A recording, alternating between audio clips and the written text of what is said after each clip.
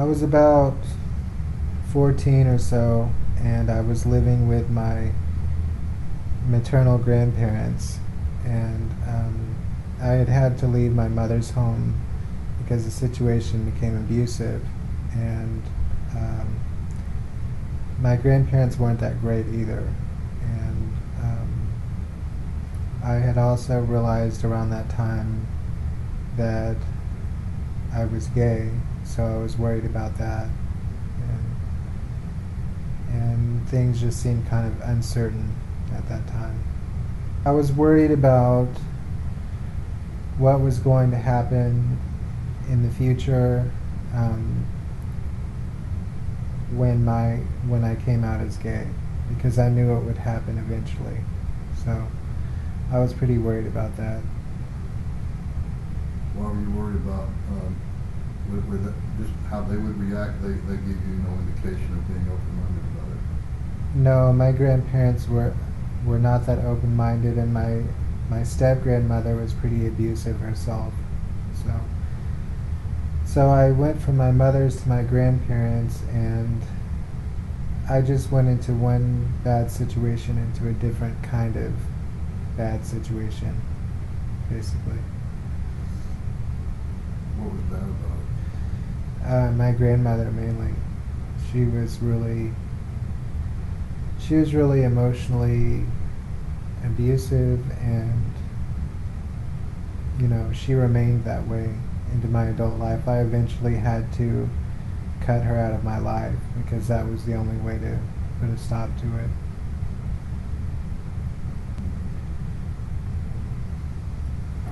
What led up to the experience?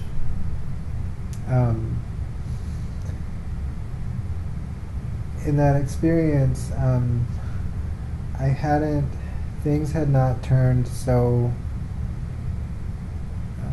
bad with my grandparents as yet, but I knew that it could, and I had also lost faith in a traditional sense at around this time. I no longer believed in the religion I had obtained as a child, so I was praying to whatever or whoever was out in the universe listening, and I said, whoever's out there, I'm talking to you. And then I proceeded to just talk about what was bothering me. I was kind of, having a rant, basically. And someone had given me the idea to do this, to kind of talk to your imaginary friend and just kind of let it out. And so that's what I was doing. And then I got onto the topic of being worried about being gay and how my family was going to react to it and what kind of suffering I would go through. And that's when the rant turned more into just kind of talking about, this is worrying me, such and such, such and such. And the rant turned more into just talking, basically. What happened next?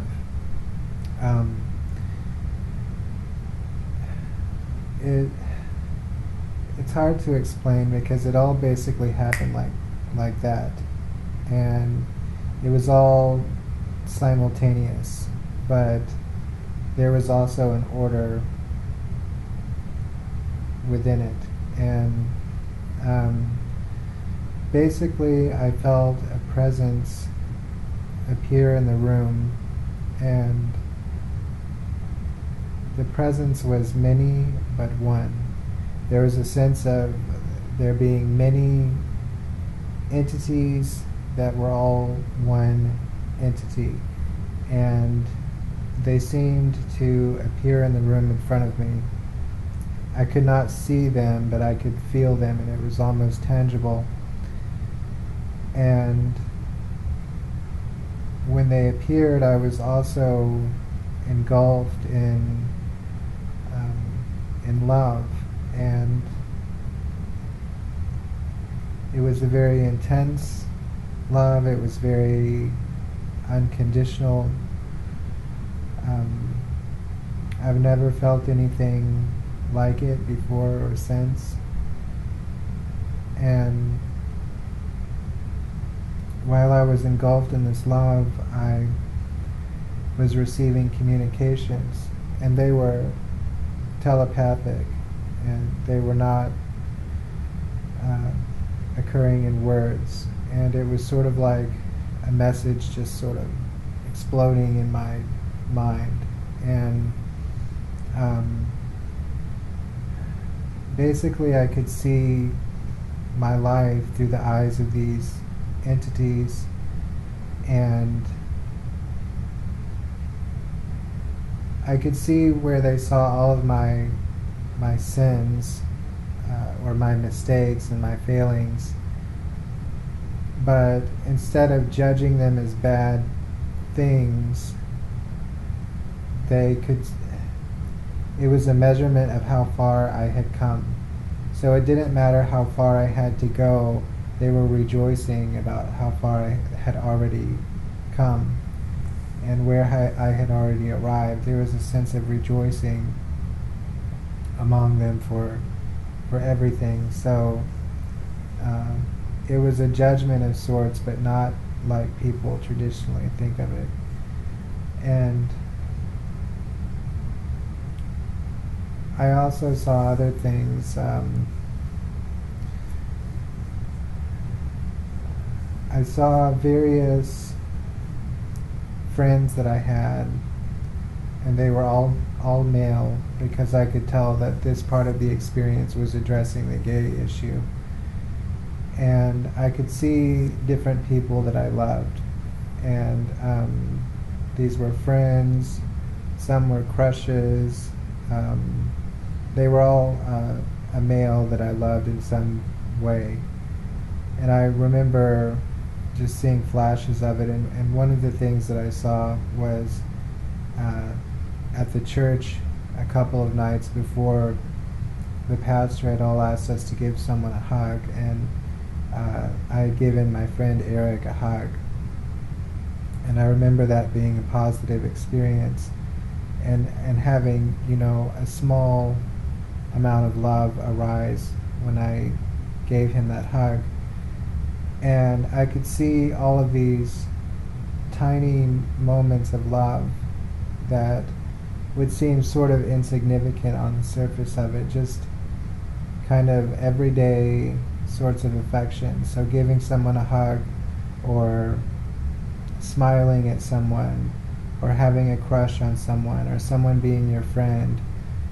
And all of these instances of love were before me, and the entities were showing me that this love was beautiful. And this was at the same time that I was, being engulfed in a kind of, you might even call it this ecstatic love. And I could see that these small instances of love were just small instances of this love that I was engulfed in at this moment. And then I heard two words. When I saw myself giving Eric a hug, I heard two words, or three words: "It is beautiful." And those were the only words that I heard, and they occurred along with that overall message. And while this was going on, I was weeping, because it was just a tremendously powerful experience. So basically, what I derived from it was that being gay was not something that was very important. It was not a good or a bad thing in and of itself. What mattered was having love for other people, and they were showing me that there was nothing disordered about that love, you know, that it was still a good thing. And then the experience ended, and it was just like that. All of a sudden it was over. And I came to myself, and when I came to, I was in the bed with tears streaming down my cheeks, because this had happened in my bed at night while I was going to sleep. And so it was just like that. It came and it went. I did not really have a sense that any of this was happening chronologically. It was like it all happened at the same time. And I have a certain way that I explain it, and I put it into a sequence of events, but that's not how it happened. It happened all at once. The whole message, the whole thing, the love, it was all simultaneous. And the interesting thing about the sense of love was that the whole experience was occurring inside of that love and being orchestrated within it. That the whole experience was just love, everything about it. You know, the sort of, it wasn't a life review as such, but you know, when I saw my progress through life, when I saw other people that I loved, it was like I was being given a glimpse of what my life looked like through the eyes of this love that was holding me in that moment.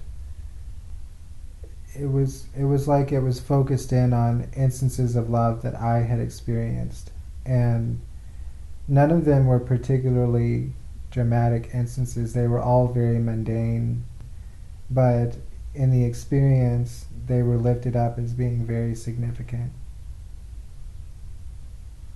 And you said that those instances, you had a sense that those instances were of the same kind of all of a piece with the love that was around you? Yeah. So this love that was engulfing me in my everyday experiences of love were not two completely different kinds of things. They were all love, and they were beautiful. That's, I mean, those were the only words that I heard. That it was either it's beautiful or it is beautiful, and it was. You could see the beauty? Yeah, because it was such an ecstatic experience, you know, and it was wonderful.